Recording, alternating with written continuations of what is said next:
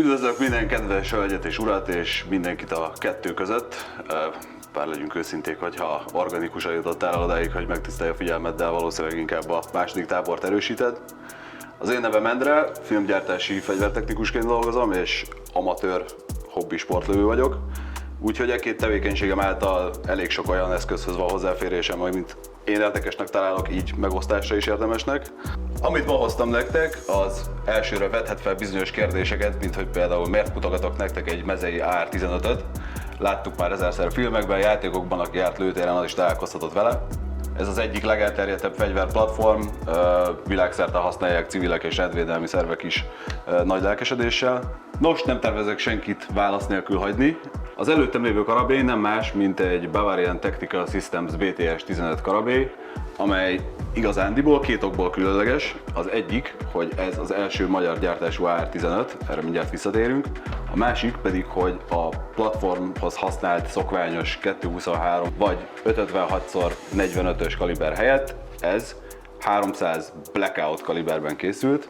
A magyar jogszabályok szerint a főalkatrészek összeszerelése gyártásnak minősül, és ez valóban hazánk területén történik, viszont erre sokkal inkább érdemes úgy tekinteni, mint egy már megbízható és jól ismert moduláris platformnak egy önálló konfigurációja, nem pedig egy teljesen önálló fejlesztés.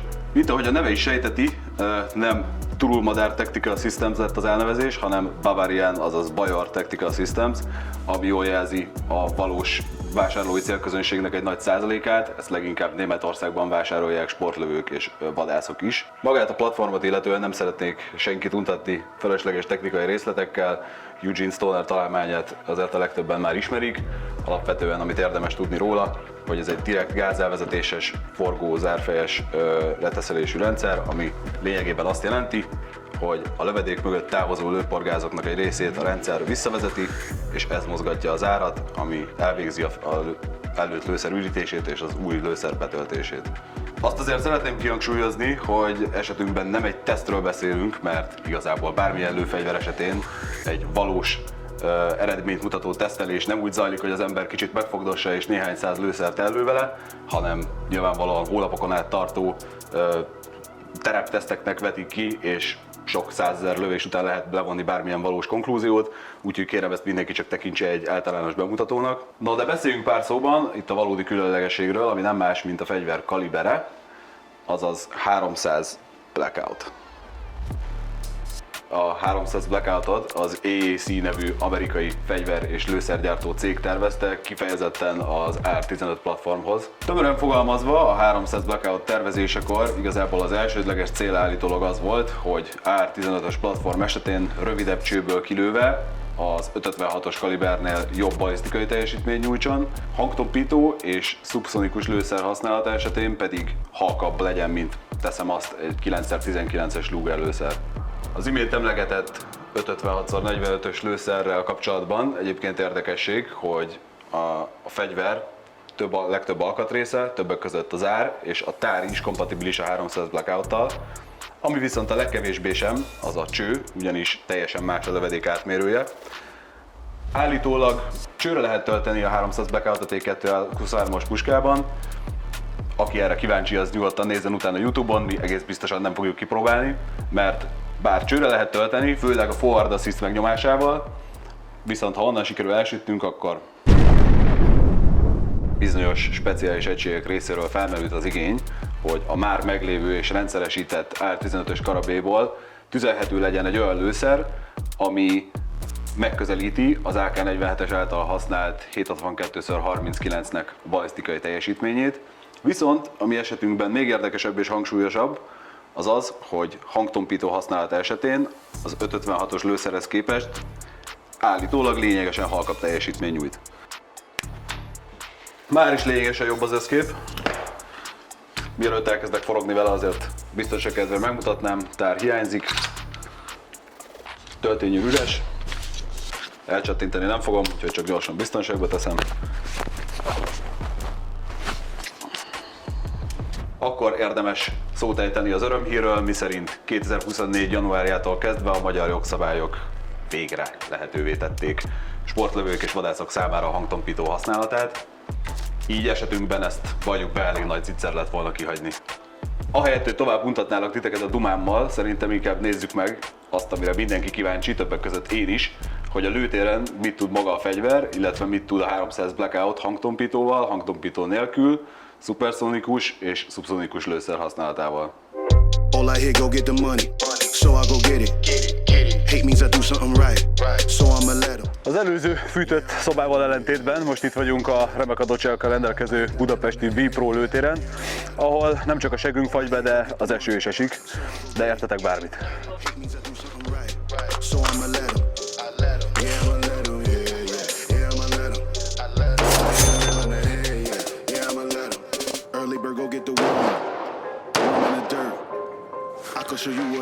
Oké, elsőre két konklúzió. A 300 Blackout emlékeztet a felelőtlen anyagi döntéseidre, és be kell lőni az optikát. Oké, amúgy grouping szempontjából nem rossz, kicsit lejjebb visszük.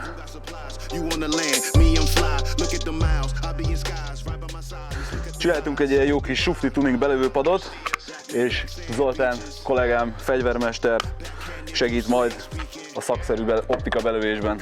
Ja.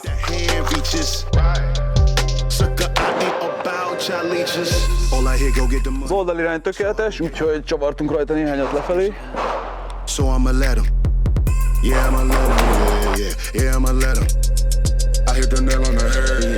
Oké, úgy néz ki, hogy drasztikusan elnéztük a dolgot, lényegesen többet kellett állítani rajta.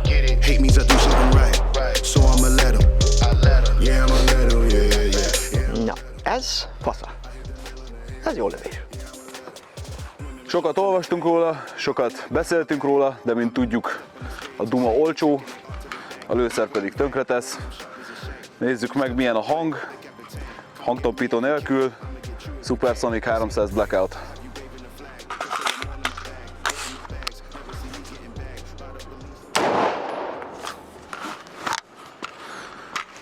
Subsonic 300 Blackout, hangtompító nélkül.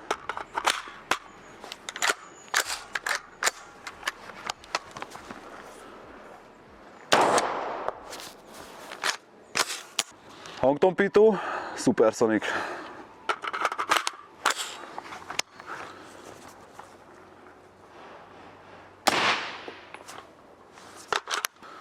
Subsonic hangtompítóval.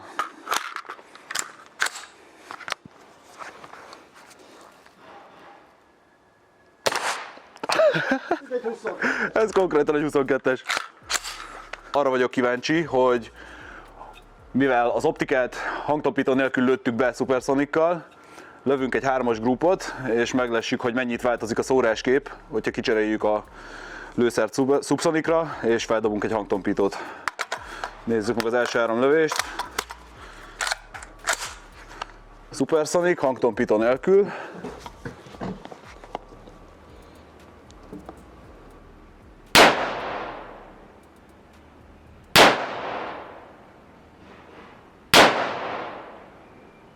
Mivel mind a kettő lőszertípust normálisan tölti és üríti, úgy van beállítva a gázblokk, hogy azért jelentős gázozást érezni hátrafelé Supersonicnál.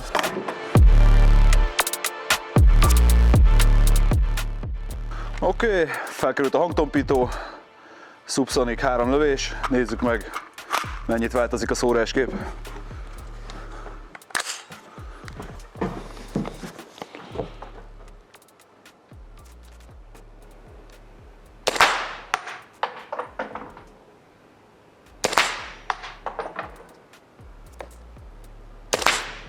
Mondom őszintén, kicsit meglepődtem. Ez volt az első 3 lövésünk, Supersonic-kal hangtompító nélkül, és ez a 3 a Subsonic hangtompítóval.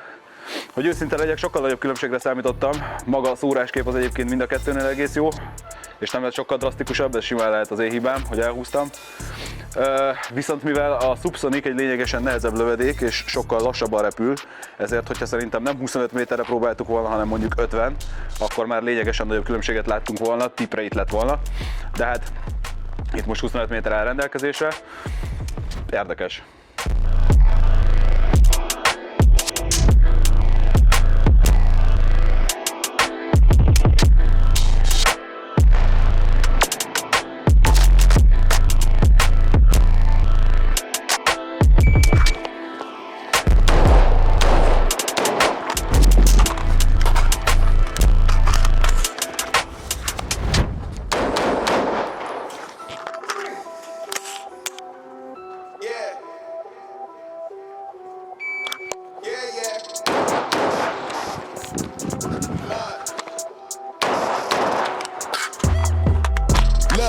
tell a man no trouble. I don't want beef, man. I just want vibes.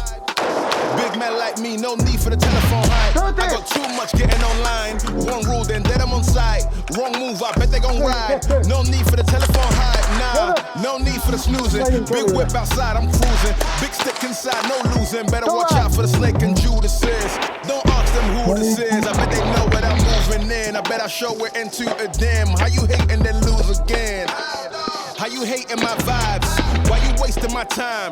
Getting hype on my line. Tell a man I don't want feedback, I just want relax. Brand new whip, two-tone, I need that brand new hit. You know, like lean back, brand new bits I live in. We back, man, you never gon' like us. Get them on sight now, let them on light that way. They know I'm righteous. Look at my life, I'm living all right. I'm nice, you know I'm alright. Living like Christ, no need for the hype or fight or telephone vipers. No need for the telephone vipers. No need for the liars. I don't watch your moves or priors. I got much to do. Big bosses move in silence, watch it. No need for the liars. I don't A Subsonicusnak a lényegesen alacsonyabb energiája miatt kipróbáljuk fém célokra, hogy hangzik. Elvileg jobban kéne hallani az ármozgását, meg a becsapódást, mint magát a lövést, úgyhogy lássuk. Készen állok. Töltött árát fegyvert tölts, készül fel. 45 fokos külszelléti helyzet. Lövőfel készül? Kész. Figyelem!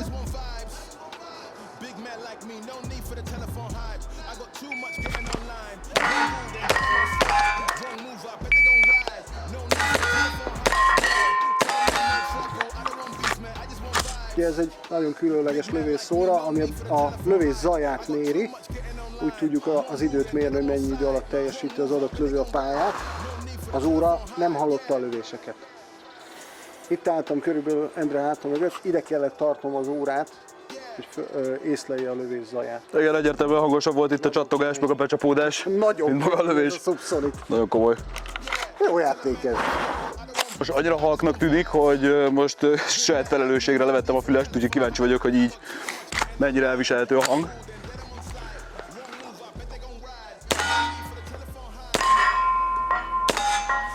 Sokkal hangosabb a becsapódás, mint maga a lövés. Már hasonlítgattam korábban ugye a 223-as kaliberhez, aminek igazság szerint az ereje az a becsapódáskor történő bukdácsoláson és szilánkosodáson múlik.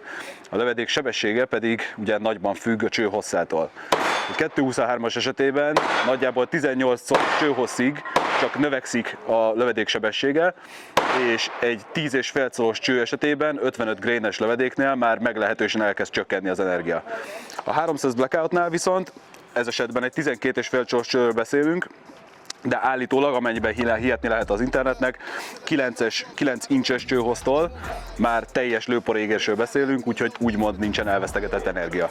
Általánosságban elmondható, hogy a nehezebb lövedékek jobb teljesítményt nyújtanak rövidebb csőből, és hát igazából mindezekből adódik a 300 Blackoutnak két nagy előnye. Az egyik, hogy rövidebb csőből is hatékony balisztikai eredményt érhetünk el, a másik pedig ugye a remek hangtompíthatóság, amiről már beszéltünk. A 300 Blackout javára szól még emellett, hogy gyakorlatilag nincsen nagyon másik olyan kaliber, ahol a szubszonikus és szuperszonikus változatai között akkora különbségről beszélnénk, mint itt.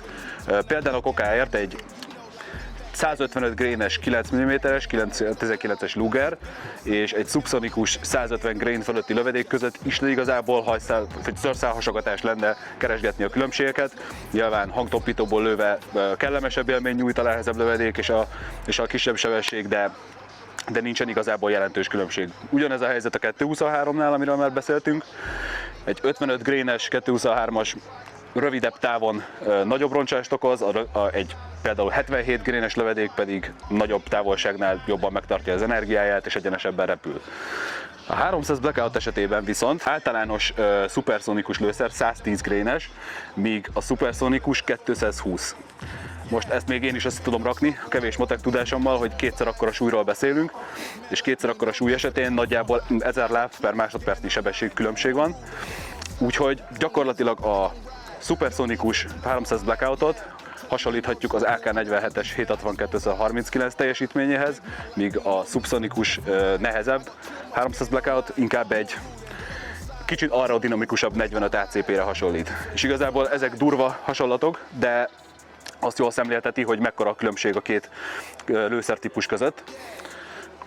Mindez egyébként nem azt jelenti, hogy egy adott fegyver setuppal, tehát ugyanazzal az optikával, ugyanazzal a gázblokk beállítással és ugyanazzal a buffer tube-bal, egy egyszerű tárcserével ugyanazt a hatékonyságot fogjuk elérni, mert nem így van. A hatalmas ballisztikai különbség miatt, bár ezt megpróbáltuk szemléltetni, nagyobb távolságnál már óriási a különbség. Kérdés, hogy egy magyar sportlövészeti környezetben, ahol mondjuk 25 méterig lövöldözünk, ott nincsen valós különbség, de arról szó sincs, hogy ugyanazzal a beállítással pontosan ugyanúgy működne a két lőszer. Egyébként ebből adódóan a Bavarian Tactical 15-ösnek abszolút dicséret jár, mert azzal a beállítással, amivel megkaptam, láthattuk, hogy mind a kettő lőszertípus nagyszerűen durogtatja. A töltés-ürítés működött, igazából az egész lövészet során egy akadályba futottunk bele, ami lehetett már a koszolódás eredménye, vagy az, hogy az egyik tárat, amit használtunk, igazából nem szeretett. A lövészet igazából marha élvezetes volt vele, nekem 223-assal van néhány ezer lövésnyi tapasztalatom, 300 blackouttal pedig ugye most lőttem először. Nyilvánvalóan a gázbeállítás miatt, hogyha ez az adott lőszerhez lenne konkrétan beállítva, akkor kényelmesebb lenne, azért szuperszonikus lövéseknél eléggé éreztem, hogy csap vissza a gáz az arcomba. Viszont ami az igazi fun, a 300 blackouttal az, amit mindenkitől hallottunk eddig is, szuperszonikus lövedék és hangtompító elképesztően halk volt, tehát egy 22-es szerintem ennél, vagy bármelyik 22-es, amivel eddig lőttem, az ennél valószínűleg hangosabb volt. Levettem a fülest, és szó szerint hangosabb volt a fémen való becsattanás, meg az ármozgása, mint maga a lövés. Igazából marha élvezetes vele a lövészet, de a kérdés a nap végén úgyis az lesz, hogy az itthoni sportlövészeti környezetben és jogszabályokkal és lehetőségekkel kinek lesz ez hasznos. Mindenkinek, aki szereti a lövészetet, mert rohadt élvezetes vele lövöldözni. Sportlövészethez igazából az egyetlen hozzá felhozható előny, hogy nagyobb lyuket üt a papíron, ami mondjuk egy gyors pont esetén egy kis előnyt jelenthet, de igazából véleményem szerint ez nem fogja leváltani a 223-ast, mint a leggyakrabban használt karabai lőszert. Igazság szerint órákat lehetne beszélgetni a különböző lövedéksúlyok, csőhosszok és lőporttöltetek összefüggéseiről, de ennél lényegesen jobban el fogják tudni magyarázni mások az interneten. Másrészt őszinte leszek, félek attól, hogy egyszer csak megjelenik mögöttem a gimis matek tanárom, és emlékeztet rá, hogy csak hülye vagyok matekból. Hát te egyébként is az vagy, de hát most azt ne fejtegessük. Őt azért hozom magammal, hogy kordeba tartsa az egóm. Bár ennek az égvilágon semmi praktikai jelentősége nincsen, de én nem tudok elmenni amellett, hogy mennyire rohadtul menőn hangzik maga a kaliber elnevezés. Kizártnak tartom, hogy egy lőszer piacra dobásakor ne legyen nagy szerepe annak, hogy a marketing csapat milyen nevet ad a kalibernek, mert egész egyszerűen vannak olyanok, amik megragadnak az ember fejében. Például a KR 458 Socom, vagy 6,5 Creedmoor, de ennél menőbb elnevezést én még lőszer esetén nem hallottam. Mint ahogy egy Leonardo DiCaprio már a születésétől kezdve a neve által sztárnak született, úgy a 300 Blackout is arra lett predesztinálva, hogy menő legyen. A gyártóval beszélgetve az kiderült, hogy bár nálunk, ha nem is olyan népszerű, Németországban imádják az emberek, mert egyfelől sportlövészeti céllal is lényegesen könnyebben beszerezhető, illetve vadászati körökben is állítólag kifejezetten népszerű. Ehhez valószínűleg sok köze van annak, hogy Németországban engedélyezett a félautomata fegyverek használata a vadászathoz. Mindettől függetlenül egy kifejezetten nis, különleges és lövészeti élmény szempontjából élvezetes kaliberről beszélünk, és tekintve, hogy a modern lőfegyverek evolúciójának szempontjából nem igazán sikerül évről évre feltalálnia újra a spanyol viaszt, általában inkább új lőszerekkel és új kaliberekkel kísérleteznek. Nekem pedig mindig érdekes, amikor kipróbálhatok valami olyat, ami bármilyen úton, módon, de valami újat kínál. Ezzel igazság szerint el is értünk a mai téma végére. Ha valami oknál fogva még itt vagy és sikerült ezt végignézni, akkor valószínűleg te sem vagy normális. De nagyon szépen köszönöm a figyelmet, és ezúton szeretném megköszönni a Bavarian Tactical Systemsnek, hogy odaadták nekem ezt a fegyvert tesztelésre, illetve hálás köszönet az FHD Gun Store-nak, hogy biztosítottak egy 300 Blackoutos hangtompítót, nem éppen könnyű beszerezni. Ha szeretnétek további hasonló tartalmakat látni, és engem izzadni a kamera előtt, akkor kutyakötelességetek feliratkozni. Köszönöm szépen a figyelmet!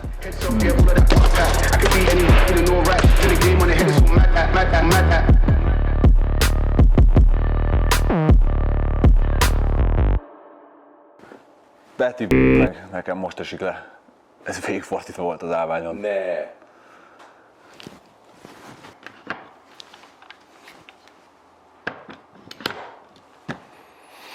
Mindjárt jobb.